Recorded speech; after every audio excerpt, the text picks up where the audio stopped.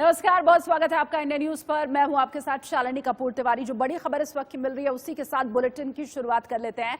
बिहार के गोपालगंज के हथुआ थाना क्षेत्र में ट्रिपल मर्डर से सनसनी फैल गई है। बड़ी खबर इस वक्त की, मर्डर एक ही परिवार के लोगों का हुआ है। अब हत्या के पीछे की वजह राजनीतिक संघर्ष बताया जा रहा है। हत्या 24 मई को होती है, लेकिन तेजस्वी यादव के ट्वीट के बाद मामला तूल पकड़ लेता है। इस हत्याकांड में मरने वाले सभी यादव समुदाय के थे, जिसमें 2 लोग घायल हैं। घायल जेपी यादव के बयान के आधार पर पुलिस जेडीयू विधायक अमरेंद्र उर्फ पप्पू पांडे परिवार के खिलाफ कार्रवाई तेज कर देती है। विधायक के 2 भाइयों को गिरफ्तार कर लिया जाता है, लेकिन अगले दिन गोपालगंज इलाके में फायरिंग होती है, जिसमें जेडीयू विधायक अमरेंद्र पांडे उर्फ पप्पू पांडे के संबंधी मुन्ना तिवारी की हत्या कर दी जाती है। इससे मामला अब और गर्म हो गया है और ये पूरा मामला कहीं न कहीं राजनीतिक तौर पर आगे बढ़ रहा है। साल के अंत में बिहार में चुनाव हैं। जेडीयू विधायक के संबंधी की हत्या और ट्रिपल मर्डर से अभी फिलहाल पूरे गोपालगंज में सनसनी फैली हुई है। चुनाव के पहले क्या बिहार में ये जातीय संघर्ष का एक शुरुआत कही जा सकती है? यादव समुदाय से ताल्लुक रखने वाले 3 लोग, लेकिन मामले ने तूल पकड़ा जब तेजस्वी यादव ने ट्वीट किया। उसके बाद गिरफ्तारी होती है और गिरफ्तारी के बाद अभी 2 तस्वीरें इस वक्त हम आपको दिखा रहे हैं, क्योंकि देखिए लोगों का हंगामा भी उस पूरे इलाके में जारी है। दूसरी तस्वीर हम आपको दिखा रहे हैं जहां इलाके के लोग सड़कों के ऊपर निकल आए और किस तरह से यहां पर नारेबाजी की गई। मामला पूरी तरह गर्म रहा। हालांकि पुलिस सामने आई, समझाने बुझाने की कोशिश भी हुई। 2 तस्वीरें आपके सामने इस वक्त हैं।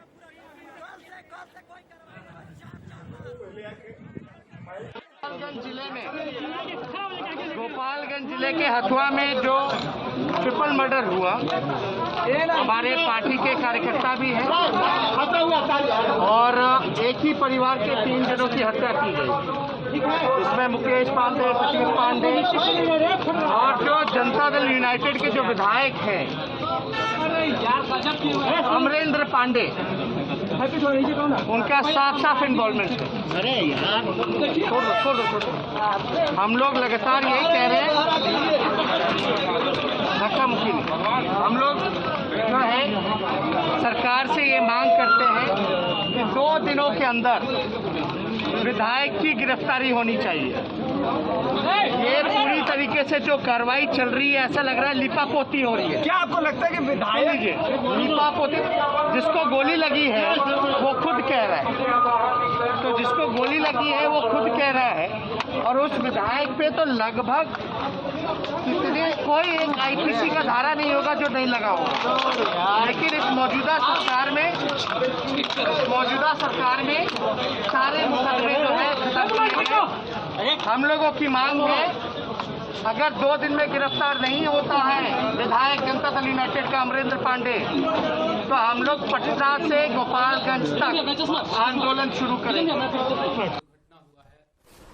उसमें हमारे भाई और मेरे भतीजा का नाम दिया गया है, मेरा भी नाम दिया गया है, मेरे और भी जो सगे संबंधी हैं बटेश्वर पांडे, उसका भी नाम दिया गया है। तो मैं यहाँ की प्रशासन से यह पूछना चाहता हूं कि इसके पहले शंभू मिश्रा जी का हत्या हुआ, उसमें आप लोगों ने कितने लोगों को अरेस्ट किए, कितने लोगों को अरेस्ट किए?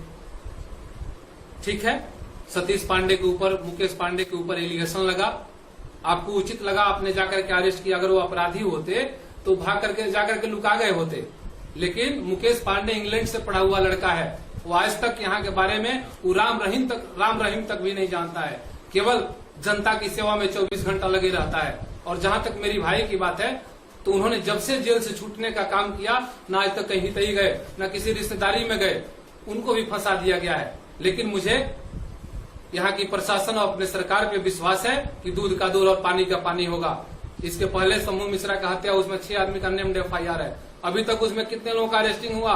मैं तेजस्वी जी से पूछना चाहता हूं कि आप कर रहे हैं कि डीजीपी ब्राह्मण है, यहाँ के SP ब्राह्मण है, नीतीश कुमार जी इनको बचाना चाहते हैं, तो हमारी सरकार वो कान खोल करके सुन ले कि हमारी सरकार न किसी को बचाती है और न किसी को फंसाती है, चाहे वह पार्टी का कोई हो या पार्टी से अलग हो। अगर बचाने की बात होती तो सतीश पांडे और मुकेश पांडे जेल नहीं गए होते। हमारी सरकार बचा लेती, लेकिन हमारे नेता का सिर्फ यही कहना है कि न हम किसी को बचाते हैं और न किसी को फंसाते हैं। मुझे अपने नेता पे विश्वास है और यहाँ के कानून पे विश्वास है, भगवान पे विश्वास है कि जो होगा वह दूध का दूध और पानी का पानी बहुत जल्दी सामने आ जाएगा। आज मेरे संबंधी मुन्ना तिवारी को क्रिमिनलों के द्वारा छलनी कर दिया गया। अभी तक इसमें कितने लोगों का अरेस्टिंग हुआ?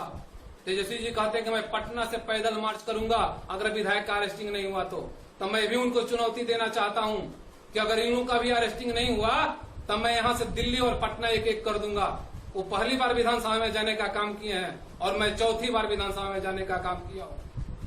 विरासत में मुझे नहीं मिला है, मुझे अपने कर्म से मिला है और मैं केवल एक ही नेता का जानता हूं, नीतीश कुमार। इसलिए कि हमारे नेता न्याय करते हैं, कभी अन्याय नहीं करते हैं, वो चाहे अपना हो या विरोधी हो। मैं बहुत दुखी हूं, लेकिन मुझे भगवान पे विश्वास है। 2005 के पहले क्या होता था लोगों को पता नहीं है। बिहार में दिन दहाड़े नरसंहार होता था, एक एक दिन में इसी गोपालगंज से 500-500 200 लाशें निकलती थी। उस समय कहाँ थे तेजस्वी जी? उनके पिताजी कहाँ थे?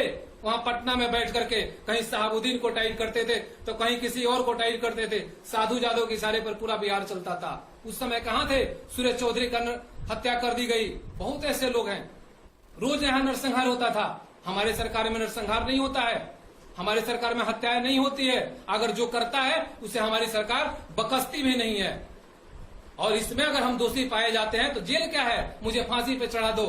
मुझे भगवान पे विश्वास है। मैं केवल भगवान को जानता हूं और अपने नेता को जानता हूं। लेकिन जो लोग इस घटना में हैं उनकी गिरफ्तारी अगर 2 दिन के अंदर नहीं होती है तो मैं भी आंदोलन करूंगा और मैं भी उनके वहां जिस आवास में रहते हैं उनके दरवाजे पर चल करके वहां हम लोग भी बैठने का काम करेंगे। गिरफ्तार नहीं होते हैं जो भी अपराधी, आज मुन्ना तिवारी हमारे फुफेरे भाई को जिन्होंने हत्या किया है, अगर गिरफ्तार नहीं होते मैं भी रोड पर चलने के लिए तैयार हूं। अगर वो पटना से पैदल आएंगे तो मैं भी यहाँ से पटना चलने के लिए तैयार हूं। और पहले अपने यहाँ देखे ना, वो उनके पिताजी किस केस में फंसे हुए हैं, वो अपने किस केस में फंसे हुए हैं। हम लोग के पास क्या है भाई? हम लोग तो जनता के सेवक है। तो तेजस्वी यादव और अमरेंद्र पांडे की पूरी बात आपने सुनी। अपने अपने तरीके से दोनों ही धमकी देते हुए नजर आ रहे हैं। पटना से लेकर के दिल्ली तक एक कर दूंगा, अमरेंद्र पांडे ने कहा, और तेजस्वी यादव भी आंदोलन की चेतावनी देते हुए साफ तौर पर दिखाई दी है। ज्यादा जानकारी के लिए रुख कर लेते हैं मेरे सहयोगी शिव पूजन झा इस वक्त जुड़े हैं मेरे साथ। शिव पूजन, किस ओर जा रहा है ये पूरा मामला? क्योंकि बेहद हाई प्रोफाइल ये मामला हो ही चुका है। बिहार में जात पात की जो राजनीति है किसी से छुपी हुई है नहीं। इलेक्शन का ये साल है। अभी फिलहाल जांच के दायरे में कौन कौन से लोग हैं? देखिए, ऐसा प्रतीत हो रहा है कि 2005 के पहले की कहीं ना कहीं बिहार में एक बार फिर से पुनरावृत्ति हो चुकी है और इसी बाबत ताबड़तोड़ हथुआ पुलिस स्टेशन एरिया में इस तरीके से हत्याएं हो रही हैं, रिटेलिएटरी किलिंग्स हो रही हैं। 4 हत्याएं हो चुकी हैं और लगातार आरोप लग रहा है पुलिस को कि कहीं ना कहीं विधायक को बचाने की कोशिश में जुटी हुई है, क्योंकि नामजद है विधायक खुद। 2 व्यक्ति की गिरफ्तारी भी है और कल जिस तरीके से सामने आकर के मीडिया को बयान दिया है विधायक ने, कहीं ना कहीं इस बात की तस्दीक करता है कि विधायक उस इलाके में मौजूद है, लेकिन इसके बावजूद पुलिस कहीं ना कहीं परहेज कर रही है उनको गिरफ्तार करने से। और इसी बाबत तेजस्वी यादव ने धमकी दी है कि अगर 2 दिन के अंदर, जो अल्टीमेटम दिया गया है, 2 दिन के अंदर सरकार कार्रवाई नहीं करती है, विधायक की गिरफ्तारी नहीं होती है, तो यहां से लेकर के गोपालगंज तक आंदोलन करेंगे। जाहिर तौर पर एक तरफ ये मामला पूरी तरह से राजनीतिक तुल पकड़ चुका है, वहीं दूसरी ओर पुलिस के कार्यशैली पर जो है बड़े सवाल खड़े अब हो रहे हैं। 2005 के पहले भी इसी तरीके की स्थिति उत्पन्न हुआ करती थी इस इलाके में, जहां जाति संघर्ष में कई बार दर्जनों लोगों की जाने जा चुकी थी। ठीक है, बहुत शुक्रिया शिव पूजन तमाम जानकारी के लिए। अपडेट आगे भी हम आपसे लेंगे।